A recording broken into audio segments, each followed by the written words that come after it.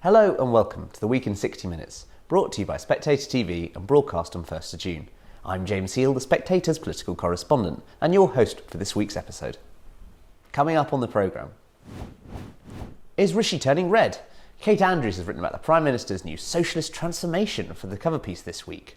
She joins me on the show alongside Sebastian Payne, the director of the centre-right think tank Onward. It's been a week of blob-on-blob fighting between the Cabinet Office and the COVID inquiry, but is there a cultural problem within the civil service? Joining me to discuss is Quentin Letts. There's trouble in Spain as Prime Minister Pedro Sanchez has called for a snap general election in a bid to save his premiership. Following a triumph for the opposition in the local elections last week, can he regain control? And what has been so controversial about the day he selected to go to the polls? I'm joined by Esperanza Aguirre.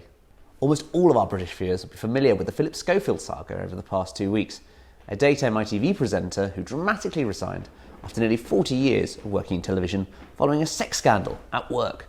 But why are Brits so obsessed with salacious stories? Douglas Murray thinks there's bigger fish to fry. He'll be joining me on the show to discuss his article. And finally, when Victorian schoolmasters and Oxbridge-educated gentlemen were taming football and codifying cricket, games that dated back to the pagan era clung on in isolated pockets of rural Britain. Do any of them still exist today? Harry Pearson has written a book on the weird and wonderful world of folk sport, from cheese rolling to bottle kicking. He reveals all on the show. Before we get going, thanks to our brilliant sponsors, Canaccord Genuity Wealth Management, for supporting the show. Canaccord are experienced wealth planners and investment managers who offer unwavered support in challenging times. Visit canaccordwealth.com for more information. If you enjoy Spectator TV, then do subscribe to our YouTube channel. Just click the subscribe button at the bottom of this video and tap the bell icon so you never miss another episode. First up, Kate Andrews has written the cover piece for this week's magazine about Rishi Sunak's political makeover. The Prime Minister is shifting to the left of the political spectrum with price controls and high taxes, she says. But does he really believe in his policies? Kate joins me now with Sebastian Payne, director of the centre-right think tank Onward. Kate, you write in this week's magazine about Rishi Sunak's government and how he says he wants to cut the size of the state, but actually it's growing ever bigger. Tell us about this argument. So if we go back just 1 year and we look at the end of Rishi Sunak's time in the Treasury as Chancellor, it was very clear where he stood philosophically and on public policy. This was a fiscal hawk. He was somebody who was terrified that the UK was borrowing and spending so much money. He was one of the first politicians in the UK to predict the inflation crisis. He understood the consequences of all this.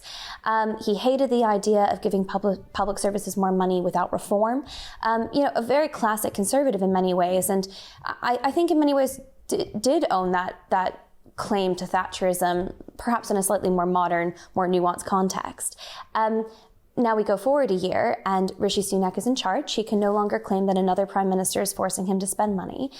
And we look at what he's doing, and where he has been consistent is always talking about trade-offs. He does not pretend that you can borrow and spend as you'd like and cut taxes and the public finances will be fine. He does believe things need to be costed. He's consistent on that. But look at the choices he's making. He's going for more spending, a higher tax rate than there even was under Boris Johnson, a higher tax burden, approaching about 78 years. He's somebody who is bloating the size of the state, adding to the public services, rather than looking at tax cuts, rather than looking at areas for efficiency. And I think we need to talk about that because the narrative suggests one thing and the action suggests quite another. And I think those actions suggest that we are certainly in a high tax, high spend Tory era. And if anyone was going to change that, apart from Liz Truss's attempt, it might have been in a more stable, more pragmatic way, Rishi Sunak, but we're not seeing it. Seb, is that a fair criticism? Well, I think, obviously, conservatism, by its definition, is a kind of adaptable creed. It's for the time that it serves. And in Kate's piece, you refer back to the Mays lecture, which is the nearest thing to an text of what Rishi Sunak stands for in terms of his intellectual outlook. But clearly, that was when he was Chancellor and he's now Prime Minister. And all those things you said he's facing are completely true. But these are not necessarily his fault. You know, you have got the Ukraine war, the backlogs from COVID, the worldwide inflation crisis, the energy security problem. And so you're right that there are trade-offs, but I think when you're looking at the decisions the Prime Minister is making, he is favouring the kind of pragmatism you've seen from many Conservative Prime Ministers, because you mentioned in the piece in the magazine this week, Kate, the windfall tax, and saying this is an example of how he's moving away from that original vision. You know, windfall tax have been used several times by Conservative Prime Ministers when the times need them. George Osborne promoted one after the financial crisis. Margaret Thatcher did 2 windfall taxes on the banks, again,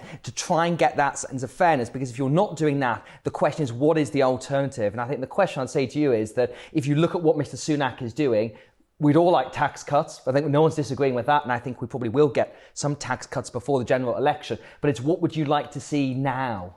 I think the most sympathetic argument to Rishi Sunak is that he's had to deal with a lot of external factors, which you just listed out there. And he has to clean up a lot of other people's economic messiness.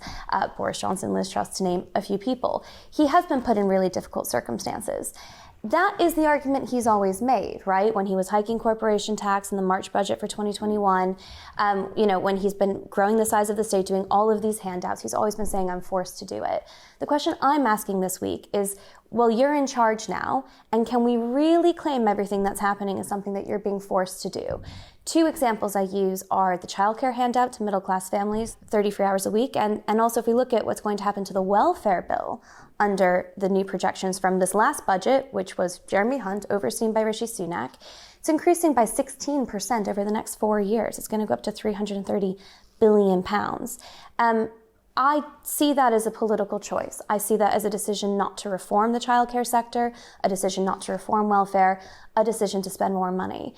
On the windfall tax, I think there's a narrative here too, which we see a bit with corporation tax as well, which is that Rishi Sunak is always keen to show that he's so pro-business, so long as he gets along with business. And then when he wants them to do something, which is usually to invest, that looming threat of a tax is hovering over them, and eventually it comes in. I don't think that's even how necessarily Rishi Sunak would describe the brand of conservatism that he signs up to, but that is what we're getting. And the argument I would use around windfall taxes is, okay, other people have implemented them. We are seeing real consequences. They are always a bad idea. We have major energy companies that are now firing hundreds of people. We're seeing them take their money to other countries. We're seeing hundreds of millions of pounds leaving this country when it could be invested in cleaner and greener energy here. There are real consequences to all of this, and I think Rishi Sunak knows this. I think he's possibly one of the most economically literate prime ministers we've ever had. And I think he's well aware of these arguments. He can see the consequences. He's in charge now. He can change the direction. But I think a lot of this is about choices, as you say, and you can list all those things. And I think if you take a particular view of conservatism to critique them, you can say, well, actually, no, they're not that conservative. But then the question is, what is the alternative to these things? The reason Rishi Sunak did the windfall tax was because we had a very acute problem with energy bills there. And if you don't do that windfall tax, where are you going to get the money to pay for that? Or are you going to pass those bills on to consumers? That has political consequence. I mean, the government would be spectacularly unpopular if you did that. With childcare, again, that's an example of trying to deal with a problem with the labour market and trying to help mothers who want to get back into the workplace do so. After that, I think where I agree with you, Kate, though, is about the ambition of reform within public service. That at the moment, there's not quite enough ambition to look at these things. If you think about when the Conservatives came back into power in 2010, you had plans for universal credit, which I think is one of the great success stories of the past 13 years. But where's the ambition for that now? You're right that there still needs to be this push to look at people who are not active within the workplace. The NHS, something I know you love right about a lot, that is something that does need to have a look at in terms of the structure of it and where it's going in the future. But again, it's something that's politically you can't really touch at the moment. So ultimately, I think when you look at what Rishi Sunak is doing, you're right. He does know that in his ideal dream world, this is not the kind of approach he'd be doing, but he's having to deal with the circumstances he's got now. And if you weren't doing those things, again, it's in this case, what is the alternative? So if you were were to try and cut the tax burden, you're right, it is obviously the highest, I think it's 7 decades, but by OECD standards, the individual taxes are not actually that high, then where's that money go from? Where's it going to come to? And I think a lot of this speaks to the fact we're at almost the end of a political cycle, that we've got a general election next year in May or October, depending on who you listen to in Westminster, and almost everything that's being talked about and thought about through the government is through the election lens. And I think what I think you should be looking at as well is what actual reforms can you get done to make things better before then. Looking ahead to the next election, I want to ask you both, what are the kind of key differences philosophically and pragmatically between Rishi Sunak and Keir Starmer and how they approach the state? Because as you say, Kate, I mean, it seems to be sort of very kind of interventionist model for the state. Are there going to be any kind of dividing lines between the two and it's a clear blue water, or is it simply now about sort of technocracy and kind of functionary like we saw in the sort of 60s and 70s and the sort of post-war consensus? Well, look, there are definitely key differences between Labour and the Tories right now. I think the difficulty is separating the philosophy behind it, and that is really, really worrying. So you have Keir Starmer arguing that we should stop new production of oil in the North Sea. That argument is made possible because of things like an effective 75% tax rate on those energy companies brought in by Rishi Sunak. You have Labour hinting at the idea that they would do an outright smoking ban for younger generations. That is made possible by all of the Tory party's nanny state interventions. And the difficulty for the Tories, if they were to find themselves out of power, is that they would find themselves in a position where they would disagree with the policy, but when you broke it down, they would struggle to disagree with the fundamental pillars that it was based on. I mean, look at something like the energy price guarantee, price controls, which have been in the news this week. I don't think Number 10 is implementing mandatory price controls on supermarkets, but how did they end up in a situation where those words were even being bandied about? This is like economic illiteracy 101. And the fact that that's happening is, I think, partially because the Tory party has been playing with price controls. And, Seb, you keep saying, well, what could they do differently? I think that kind of argument is brought up all the time. And I have always given the Chancellor quite a lot of sympathy on this point because he truly found himself in a unique position. But if you're arguing that you need the windfall tax to subsidize households for their energy costs, don't expand the energy price guarantee, which Jeremy Hunt did under Rishi Sunak. Don't expand that huge middle-class subsidy for so many people who don't need it. Go back to that targeted approach. I think this idea that you can simply say external forces have made it this way would actually be to underplay so much of the credibility that Rishi Sunak has built up over the past few years. It would be to underplay him as a politician. I think it's quite clear he can do more. The issue, of course, is that there isn't a lot of time to do it, because as you say, Seb, an election is not that far away. I think the philosophical difference is that I still think Rishi Sunak, first of all, believes in market solutions for things. I'm not sure you see that necessarily from Keir Starmer, because if you take the North Sea oil announcement this week, the only, as people have said, if you do that, that's going to make the UK more reliant on imports from overseas, and that's something that has big energy security consequences for the UK. And I think Rishi Sunak has got a clear dividing line there in terms of how he's looking at, by again, this kind of pragmatic approach that I still think is focused on what he's doing, on looking for market solutions where you can, but it's not unrestrained market solutions. And I don't think that, the broad base of conservatism is not necessarily just about having a state that is absent. It is about an active state. And, to going back what I said earlier, the person who's often held up as the most purist prime minister in terms of free market economics was Margaret Thatcher, who introduced the development corporations, who shied away from nationalising the railways, and who bailed out ICL, the big British computer company, in the 1980s. She was pragmatic in the same way Rishi Sunak is pragmatic. And it's no coincidence that Nigel Lawson, obviously her great chancellor, endorsed Mr. Sunak in the leadership contest because of that focus on sound finances. But I think when you come to the next election, Keir Starmer is clearly being pulled in one way by Labour's activist base. That's the only reason I could see you would make that North Sea oil announcement, because they're worried about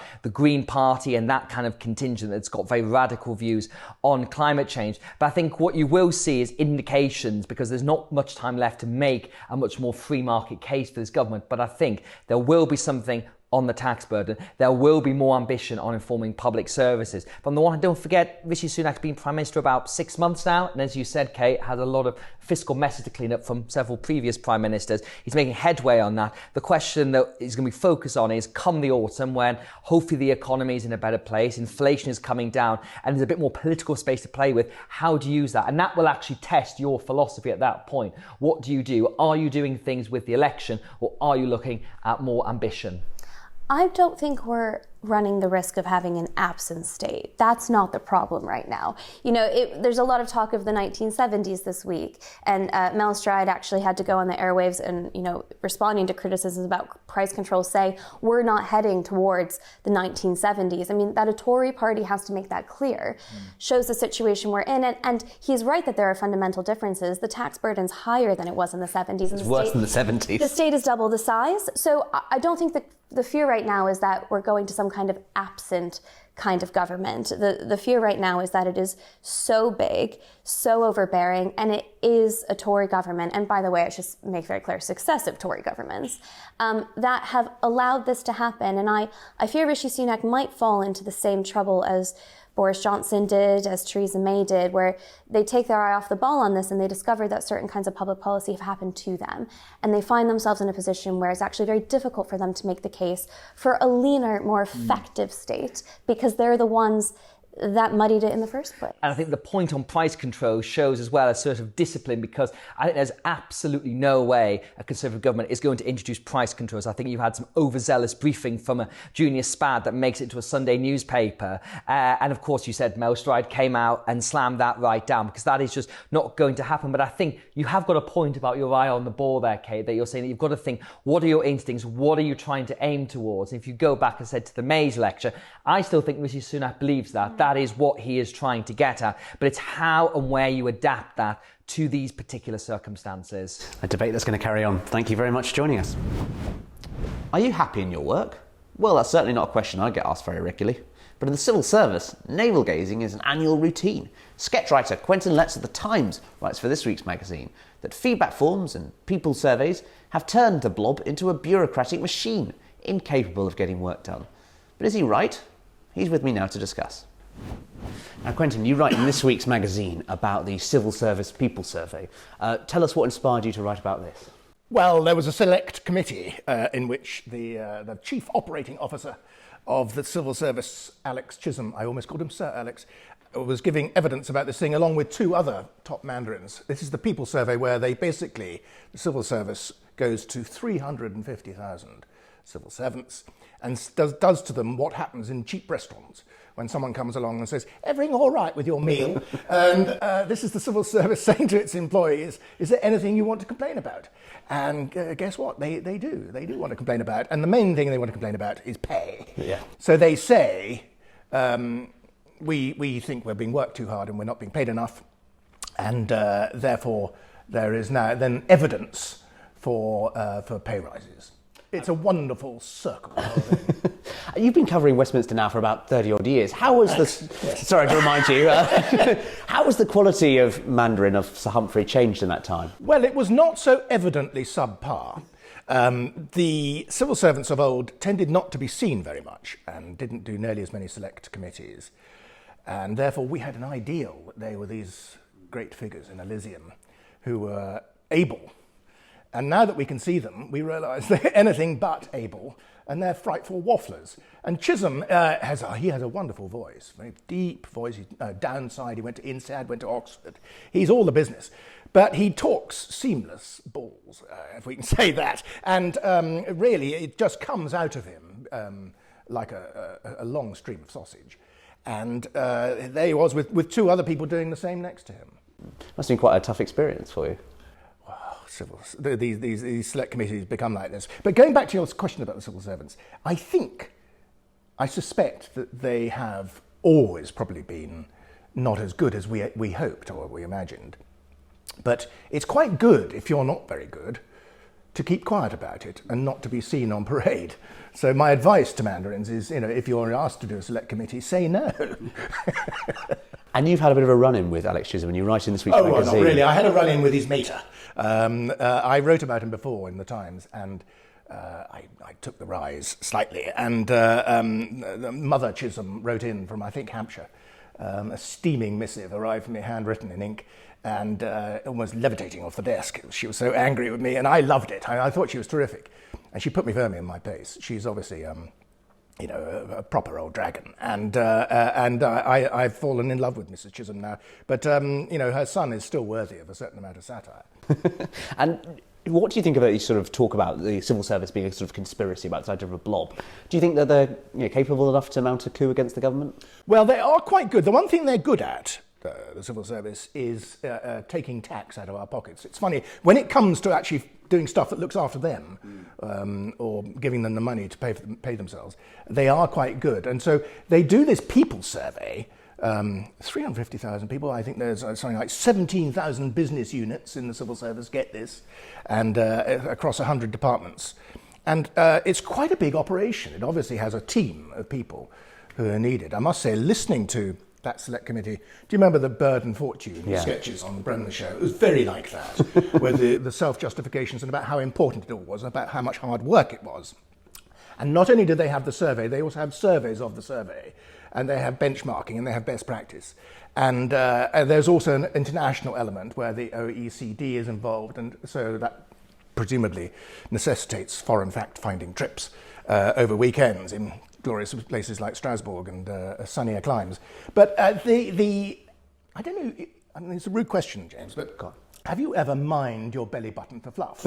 I have. I sometimes do it. And you can find things. It's quite a Moorish activity. You look down and you say, oh, that's interesting. You sort of find bits of old lunch. And the more you do it, the more you want to do it. And it becomes a terrible time waster. And this is basically what this people survey is. It's a terrible time wasting belly button fluff mining operation. And I think it was Peter Hennessy who coined the phrase that is often in Whitehall, it's not so much about evidence-based policy making as policy-based evidence making, where you get to this kind of endless cycle of stuff. Peter would have loved this, but of course Peter was the tutor of Simon Case, who is the head of the civil service. And why on earth, at a time when our tax rates are shooting up, when our national debt is shooting up, what we're doing, wasting time and money on this, I don't know. And it was not disclosed how much this cost, but one dreads to think. And they were asked how often people looked at these dashboards. They have dashboards, of course, for this people survey, and 17,000 civil servants a day look at this thing. But, this survey, wouldn't you like to be asked how you're feeling at work?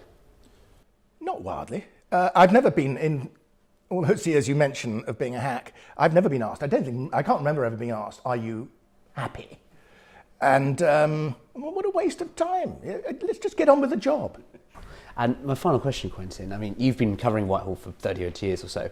I'm sure there'll be some aspiring mandarins watching this at home, young civil servants. What kind of tips would you give them on, if you're going to be in a select committee, you can't get out of it, what are the best ways to waffle and prevaricate that you've seen from your many years watching these things? Give very short answers. Very short answers. Give yes or no, and then the MP hasn't had time to think up a next. It's the same at Prime Minister's questions. Brevity is all. Brevity is completely confounding. It throws them. And also that way you get out of it quicker because they'll run out of questions.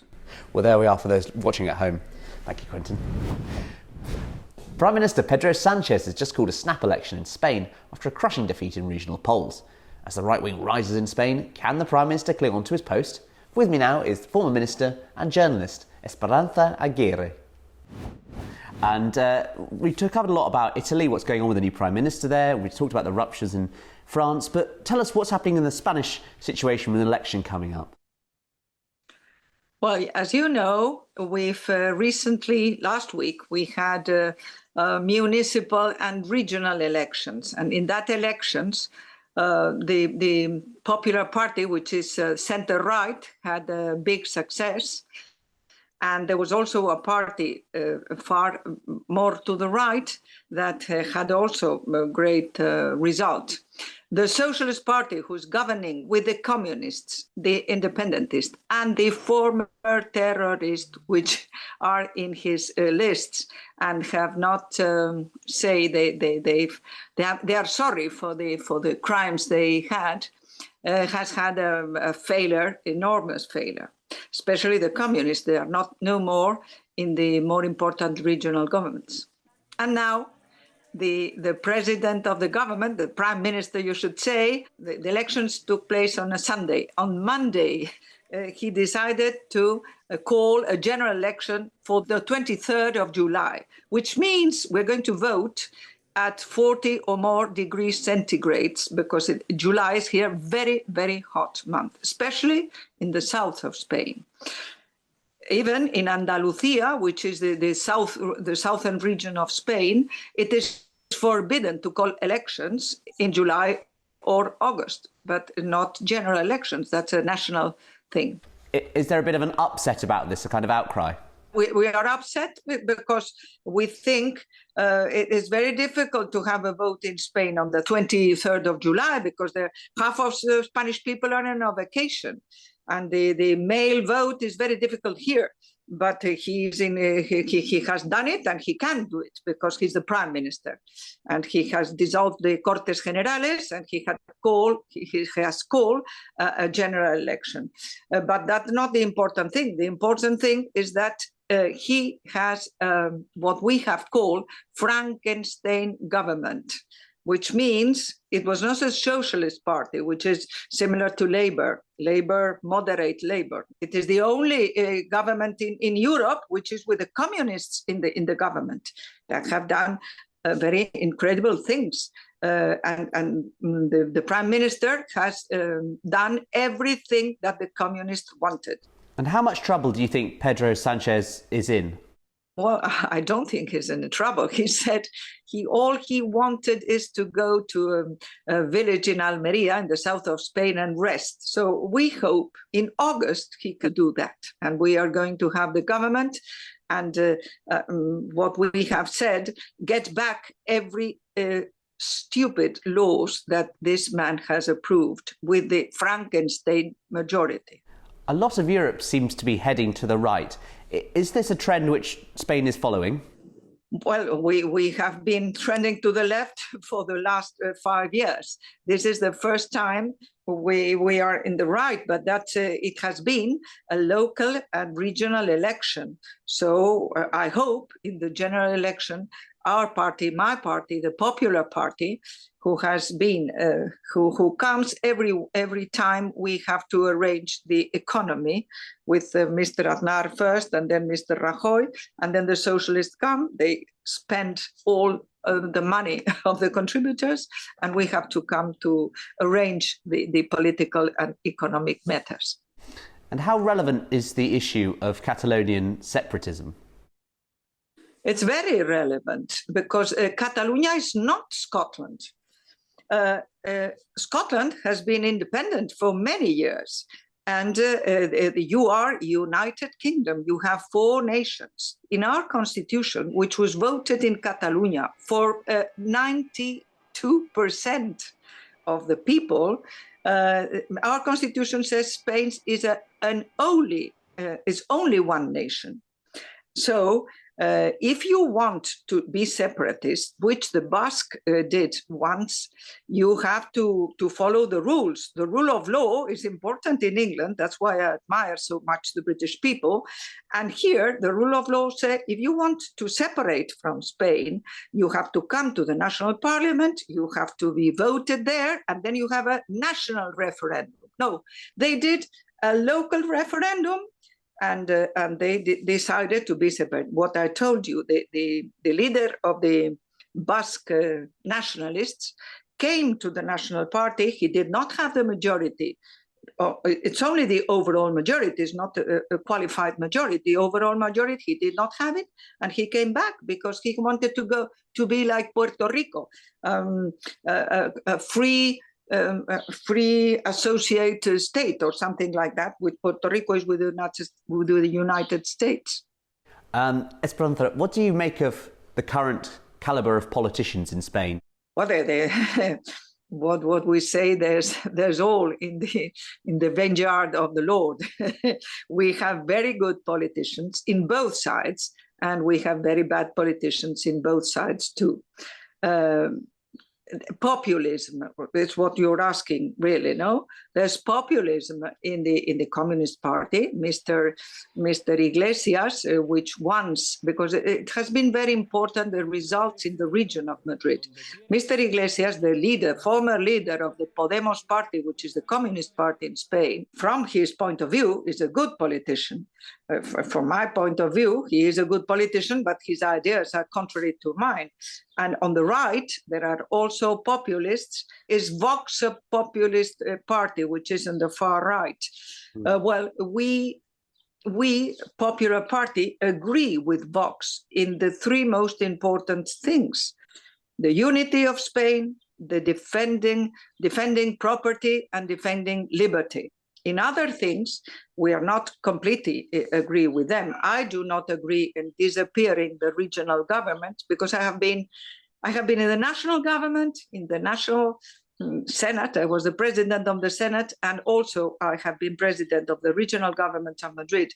And I can tell you, I would not have been able to do what I did and what I think is very good for Madrid if I had to wait for the socialist prime minister we had at the time to do the things. I was free in my regional laws to do what I thought it was the best for the Madrileños. And just finally, Vox might form a coalition government.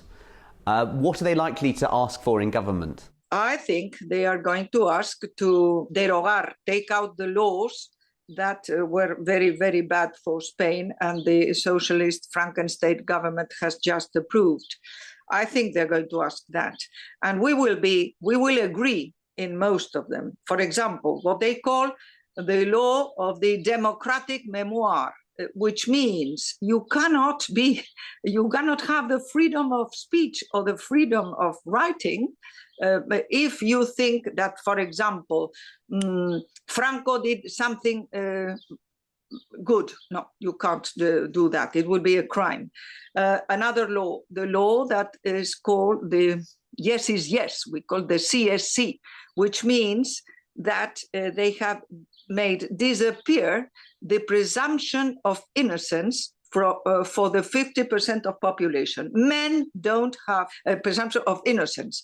If a woman says that she did not want to have sex with him, she says that the man had to demonstrate that is not true, instead of the other one have to prove that there has been a rape. You understand? I don't know if I explained this in my very, very, very forgotten English. Not at all. It's great. Thank you for joining us on Spectator TV. Thank you.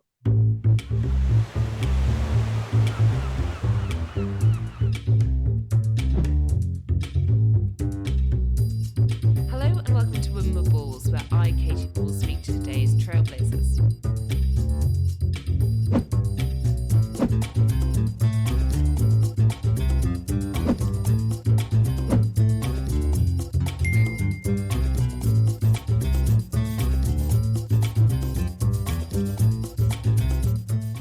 Next, what is behind this strange obsession with Philip Schofield? Asked Douglas Murray in this week's magazine. Is it a distraction from the bigger problems facing Britain? He's with me now to discuss. So Douglas, in this week's magazine, you write about Philip Schofield. What inspired you to choose this topic for your column? Well, obviously, it's an incredibly inspirational subject. No, I mean, really, it was just the fact that I have been astonished, amazed that the last 10 days of news in Britain has been so almost completely blackout, wall-to-wall Philip Schofield. I said recently in my column that I didn't think that the British media could get more absurd than their obsession with the speeding awareness course that the Home Secretary may have to go on. And to the extent that British journalists from the BBC and ITV and Sky were flown out to the G7 in Tokyo, where they used the opportunity of being in Japan to ask Rishi Sunak about Suella Braverman's speeding awareness course. And I said there, I mean, what gives here, this obsession of the British media with these minutiae stories, you know. I've written about this in the magazine before in the political field. We had the weeks and weeks of controversy over Dominic Raab and the manner in which he threw a cherry tomato into a bin a throw that resounded across Whitehall apparently and terrified the civil service, who then said they were bullied. And then you get all the sort of normal sort of Whitehall covering journalists obsessed with this. How can we get rid of the Deputy Prime Minister? Then they move on to the Home Secretary. And now it seems, as I always say, there's always another circle to the inferno. It seems that the pack has moved on to the This Morning couch. And as I say in my column, I hope it's no insult to Holly Willoughby and Philip Schofield to say this, but less than 1% of the population tuned into This Morning. So what's the explanation for wall-to-wall coverage about these two really very uninteresting people? I mean, well, Douglas, some might say you're a bit of a snob, though, if you're not interested in breakfast television. I mean, what's wrong with people being allowed to sort of discuss the ins and outs and these sort of people, they live in the public spotlight? What's wrong with us discussing their fall from grace?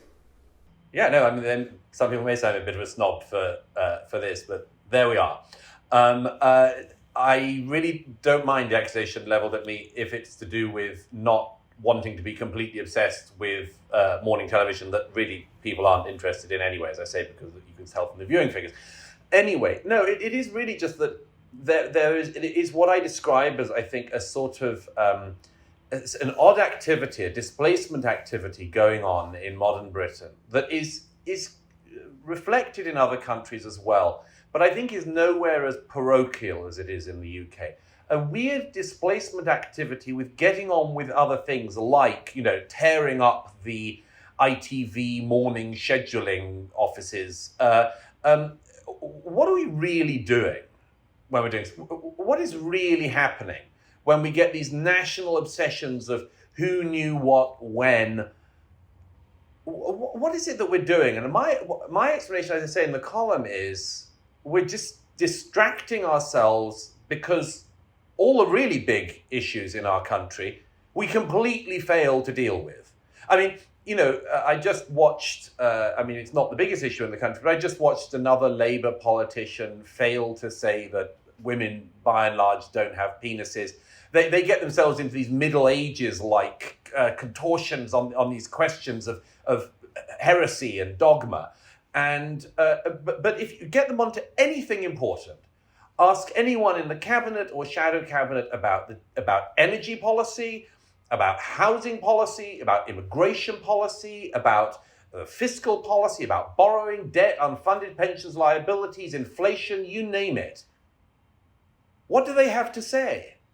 What do any of them have to say? I mean, Labour always tells us that they want to debate. No, they don't, because they don't have anything to say. No, none of them have anything to say about the big issues going on. And as I say, I think that there is a weird displacement activity in modern Britain, which is, let's play this game of toppling person after person, politician after politician, and eventually toppling everyone off the morning sofas.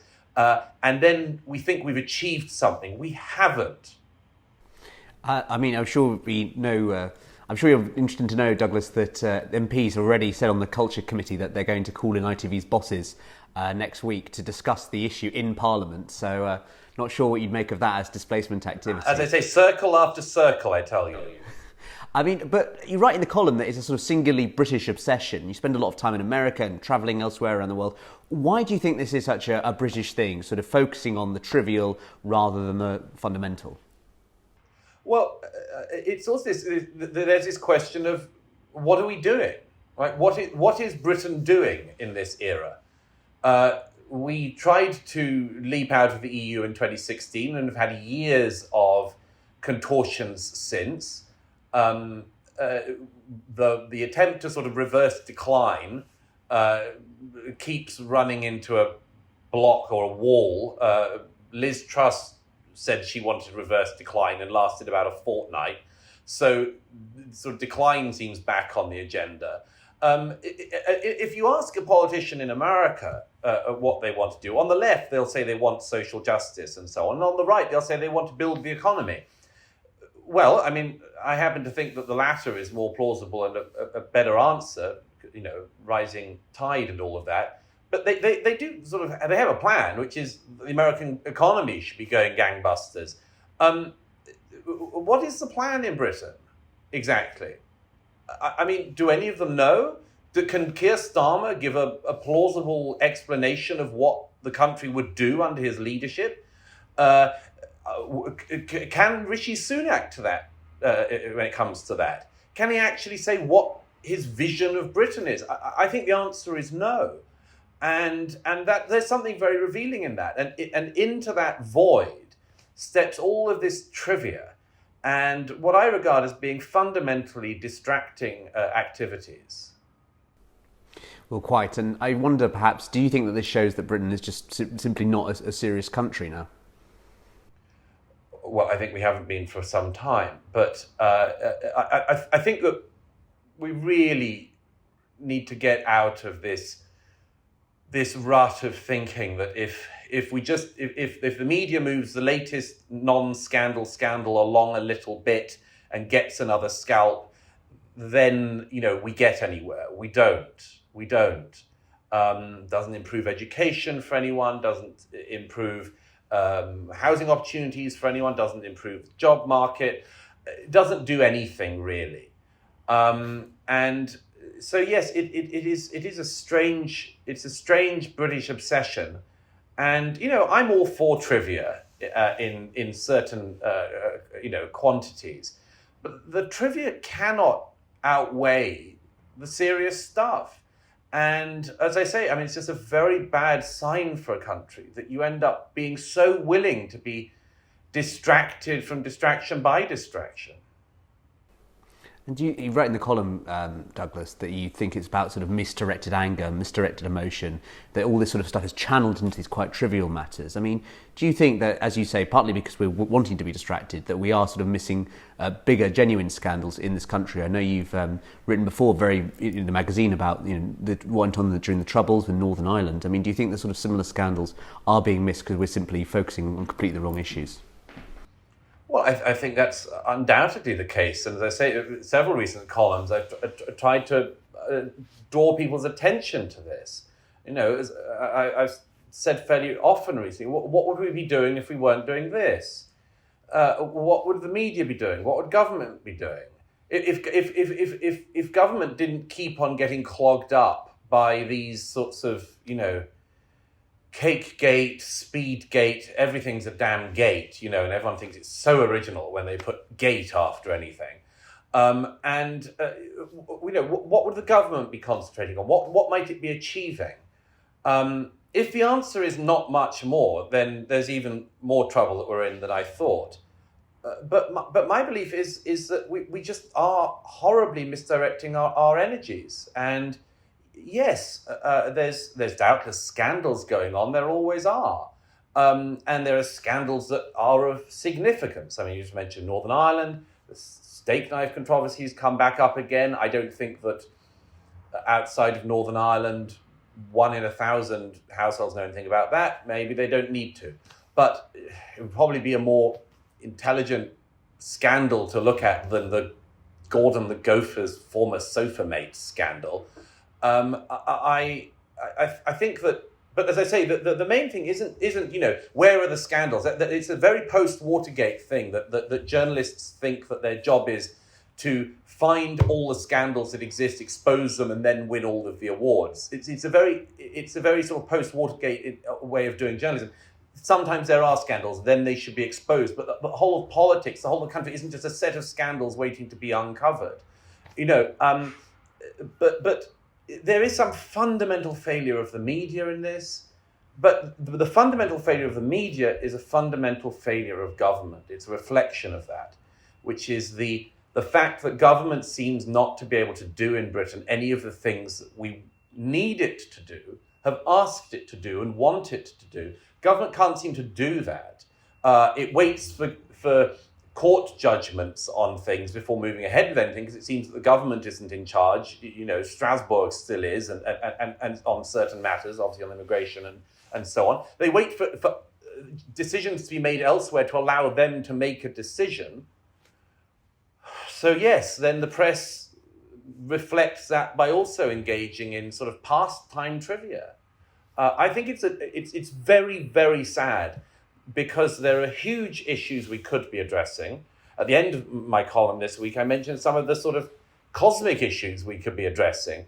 But we're nowhere near that. And I wish that it was just possible to, and obviously it's what I'm trying to do, to encourage my fellow countrymen to just raise their eyes slightly off the level of the morning television sofa and onto the things that could really matter and improve things and help our country. Because otherwise, this is just going to be a perennial game of distraction. And it's one that I find exhausting. I suspect that most of the people engaged find exhausting.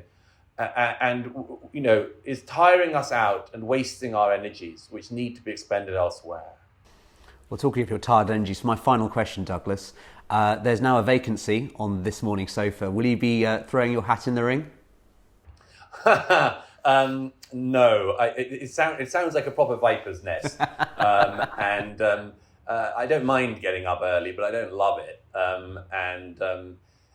No, I think I'm not in the running, which obviously saddens me deeply, James. But on the other hand, leaves the field open for you. I think I've got my place here at the Spectator with you, Douglas. Thank you for joining us. Great pleasure. And finally, we don't often discuss sport on this show, so we thought it was about time we did. Some of the most famous sports are invented in Britain: rugby, cricket, polo, football. You may have seen some videos released on social media of cheese rolling Gloucestershire last week. What are these bizarre folk sports? And how many are still in practice today? Joining me now is Harry Pearson, who's written a book on the weird and wonderful world of folk sports. I'm joined now by Harry Pearson, who's here to discuss his new book, No Pie, No Priest, A Journey Through the Folk Sports of Britain. Welcome to the show. For those of our listeners who aren't history buffs, when you say folk sports of Britain, what does that mean exactly? I'm talking about sports that are actually embedded in the communities, not kind of quirky new things like extreme ironing and silly things like that, but things like quoits and trap ball, skittles, all these games that date back into the sort of go back into the distant past have been banned by monarchs since the 1100s at least. And I mean, how many of these sports that you cover in this book have been banned, and how many of them survive to this day? Well, all the sports in the book survive to this day, but there have been various attempts always to suppress things. I mean, skittles, I think, must be the most banned game in the history of the world. There was a kind of, like the war, it was like the war on drugs. There was a kind of war on skittles that went on for 300 years. And it was just about as successful as the war on drugs, I have to say. Because skittles is still a massive sport in the West Country. Of course. Why was it so keen to be banned? I think because like all sport, it was associated with drinking and gambling. And then, of course, initially as well, it kept men away from the serious business of practicing firing longbows, or shooting longbows, I should say. And you say there about skittles being popular in the West Country. I mean, were there certain sort of areas of the country that attracted more of these kind of folk sports? I think that there are certain sports that are popular in certain places. So quoits, which is throwing a metal ring at a metal pin called a hob, which is set in a bed of clay. That is popular in the sort of North Riding of Yorkshire, Northumberland, bits of Scotland and bits of East Anglia. Skittles is popular in the West Country, but quoits and skittles can never coexist for some reason. They're only popular. They're popular in separate areas, but one never mixes with the other. That's fascinating. And in terms of these sports, I mean, are any of them particularly violent? Well, somewhat violent. I mean, the old folk football matches, of which there used to be hundreds all across Britain, which were gradually banned over time. The title of the book comes from the Hallerton bottle kicking, which takes place in Leicestershire.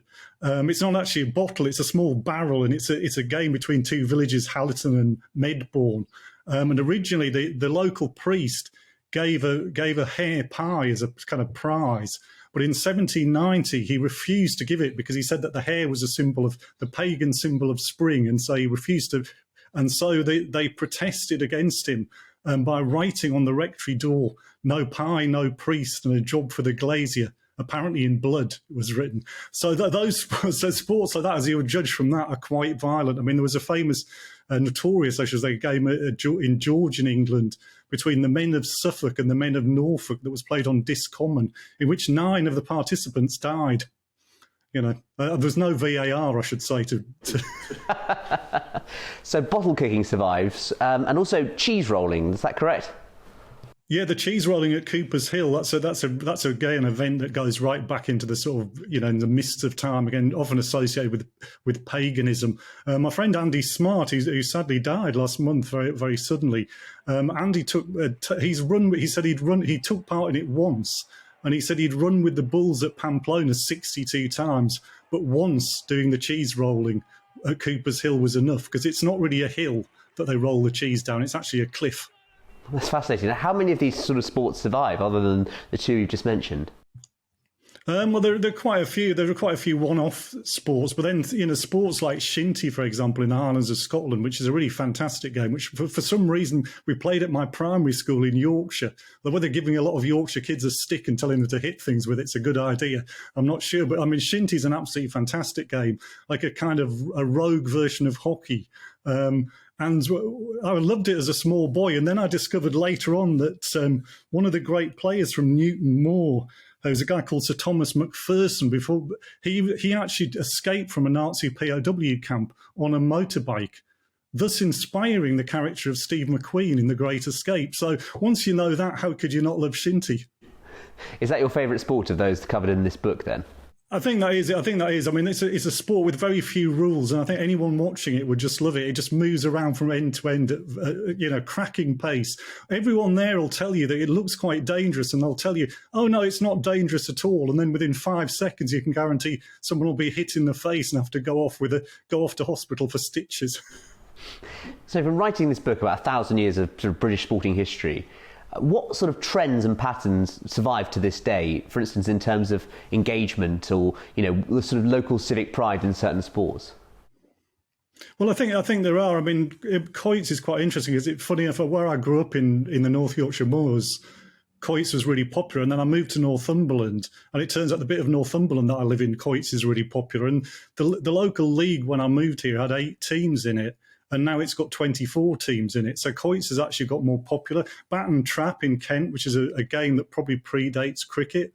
That again, the leagues there around Canterbury, they've actually increased the number of players around there, as if people really want to get involved in sport, and maybe a sport that they can play in teams where it's not too strenuous, so people can play it at all ages, which I think is one of the advantages. And is Britain a particularly sporting nation then? Obviously, I think of the kind of Victorian inventions, things like association football and rugby, and before that, the rules of cricket, etc. But it seems from reading of this book that there's been always a sort of, at a very local level, even unorganised or very organic sporting practices have always been a part of this country's history. Yeah, I think they are, and I think what's interesting about that is that some sports were codified and had a central body that organised them, and so you see that with darts. I mean, darts was just another pub sport until the 1920s when it got a national association, much to the annoyance of people like T.H. White, who felt that Britain was becoming homogenised and should go back to the old folk ways in which everyone had their own type of dartboard and had their own rules, which is what happens in Skittles. I mean, that's probably why Skittles has never become as big a sport as darts, because basically, if you play in Somerset, you play by completely different rules than you do in Gloucestershire, and even within Gloucestershire, you play with different rules between different towns and different villages. And who was responsible for these cultures surviving through the centuries? I mean, you mentioned about the hare pie scramble, which seems a particularly interesting type of sporting event in the 18th century, and the clergy's role in that. So was it often priests and vicars who were championing these kind of things?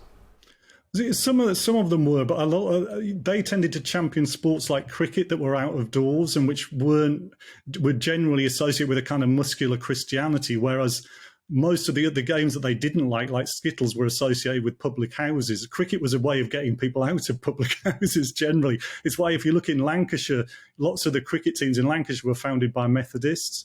And that was, it was a way of getting men away from drinking and cockfighting and gambling. But whereas Skittles and things like that tended to be associated with drinking. And in terms of the bans then, when was the last time any sort of monarch really tried to get involved in just banning certain sports? Well, there were certain sports, like I say, Skittles particularly. That even in the 1790s, they were going around in places like Manchester saying that if you were found with a Skittle alley, it would be destroyed and you would be fined. And when Joseph Strutt, who was the first guy who really wrote about English sports and pastimes in Georgian England. He said when he moved to England, he said there are no skittle alleys left in London. There are no skittle alleys left in London. Although, as it turned out, they were. they were kind of underground skittle alleys. A bit like rave culture in the 80s. I think they must have been organised like that. And looking ahead to the future then, what is the future going to be like for folk sports? And are new folk sports still being invented? I think that's sort of new, as I say, new kind of eccentric things where people are playing Quidditch and horseball and all these kind of things. But I think that the old sports still hang on kind of tenaciously. And you really in recent years seem to, maybe because of a greater interest in craft beer and real ale maybe has helped, but certainly the quoits and sports like that are really vibrant. Well, here's the future of shinty and skittles then. Thank you for joining me, Harry.